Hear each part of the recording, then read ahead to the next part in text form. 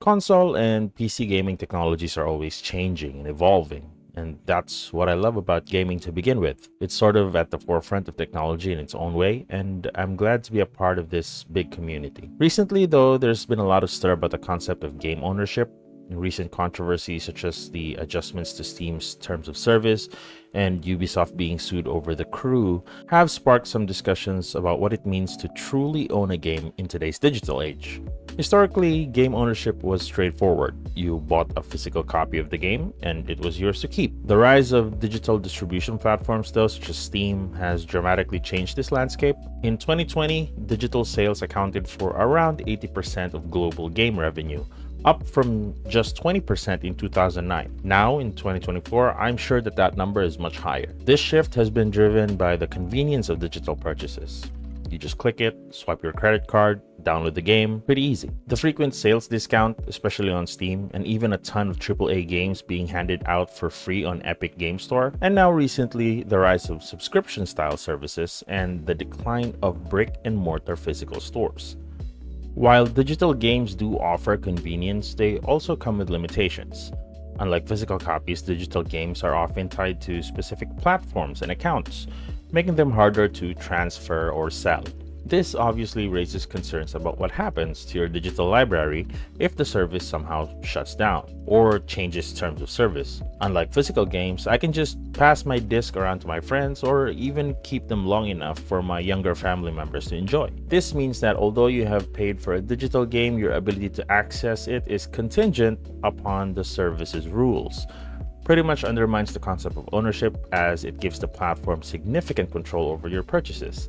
But I get that, as I personally always think about what would happen to all our Steam libraries the moment it just decides to go away, or if the service starts to become bad. Luckily for us, Steam is currently not publicly traded, and it's still one of the best places to purchase these digital titles. Ubisoft is recently facing legal challenges related to game ownership as well. The company was sued for allegedly revoking access to The Crew. The lawsuit claims that Ubisoft's actions violated consumers' rights, as players who purchased the game are suddenly unable to play the game, even with their physical copies. Ubisoft didn't even bother to at least give the community access to, make their own servers, or at the very least leave the game in a playable offline state. Granted, the game is old, but still, some people were still playing it. Another trend reshaping game ownership is the rise of online-only and live service games. As a gacha game enjoyer myself, they're becoming increasingly popular. These games are usually free to play, providing a steady stream of new content for players to, stay engaged.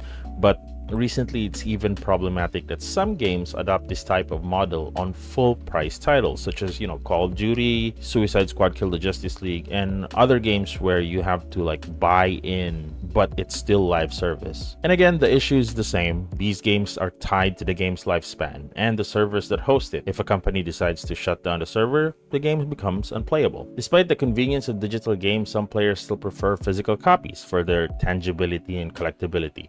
Physical games also don't rely on servers or accounts, with a few exceptions, like Call of Duty selling physical copies that are really online codes that you have to download to actually play. Me personally, as someone who enjoys both PC and console gaming, I strictly only buy physical games for my PlayStation 5. Games that require no internet connection to start playing. I have titles like God of War, Last of Us, Spider-Man, and a plethora of other Final Fantasy and Kingdom Hearts titles. However, the decline of physical game production and the increasing prevalence of digital-only releases makes it clear that the industry is moving towards a primarily digital future. I just hope some companies continue to make physical titles. Companies like Capcom mentioned that despite having 90% of their sales being digital, they won't stop producing physical games, which is at least a small gleam of hope, especially for a Monster Hunter fan like me. As digital distribution becomes the norm, though, players need to be aware of the pros and cons, and I think this calls for a better consumer protection and clearer terms of service that ensures that the player's rights are safeguarded. DRM-free platforms like GOG offer a great alternative, allowing players to download and keep their games without the risk of losing access due to platform changes. GOG is great great, and I absolutely endorse buying games from there, but it can be a hard sell to some people as most of the games there are either old or indie. Most AAA developers would never put their games on that storefront. Although there are AAA titles like Witcher 3 and Cyberpunk, the only reason they're there is because GOG is owned by CDPR, and they're the people who develop those games. Ultimately, I don't know where these things are going, and ultimately it's going to take one massive collective effort from the community to make some significant change. And with gaming being the biggest entertainment industry, there's a lot of interest involved. I just hope that it goes in a direction that's fair, because at the end of the day, we all just want to have fun, right? And that's it for this video. Thanks for watching. If you're new here, don't forget to like, share, follow, and subscribe. You know the deal. I'll catch you guys on the next one. Stay safe out there. Bye.